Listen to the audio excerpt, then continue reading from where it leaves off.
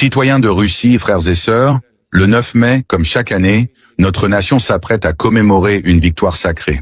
Ce jour-là, il y a 80 ans, nos grands-pères ont écrasé le nazisme au prix de sacrifices incommensurables. La mémoire de cette victoire est sacrée. Elle ne tolère ni l'insulte, ni la provocation. Et pourtant, une nouvelle fois, les forces du chaos, les marionnettes de l'Occident, osent défier la Russie. Le président de l'Ukraine, cet acteur devenu serviteur des intérêts étrangers, annonce avec arrogance une prétendue grande attaque pour le 9 mai. Une attaque pendant notre jour de gloire? Une provocation pendant notre jour de recueillement? Cela ne restera pas sans réponse. Zelensky, écoute-moi bien. Tu joues avec le feu. Tu as oublié que la Russie n'a jamais été et ne sera jamais un pays que l'on menace impunément.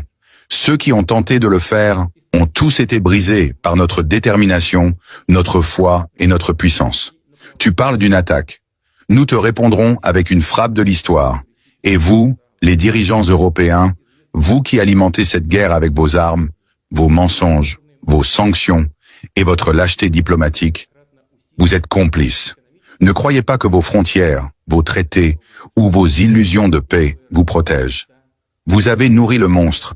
Vous avez armé un régime qui bombarde des civils russophones, qui glorifie les collaborateurs de l'Allemagne hitlérienne et qui piétine la mémoire de nos héros.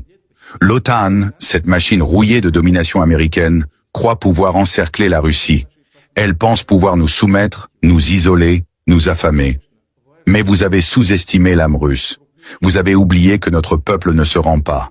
Il endure, il lutte et il vainc.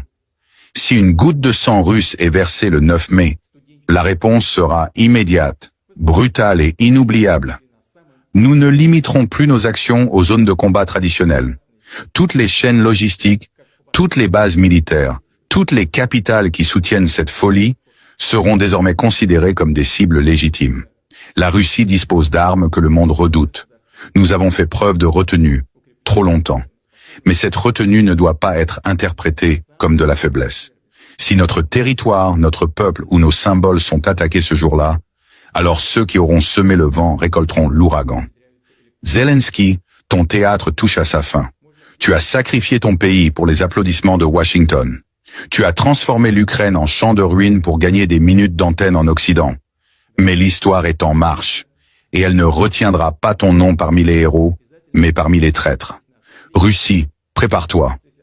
Notre peuple est uni. Notre armée est prête. Notre volonté est de faire. Si la guerre est imposée à notre patrie le jour de la victoire, alors nous répondrons avec toute la puissance d'une nation qui n'a jamais été vaincue. Que Dieu protège la Russie. Que Dieu protège notre vérité. Et que l'ennemi sache que nous n'oublierons jamais. Nous ne pardonnerons jamais.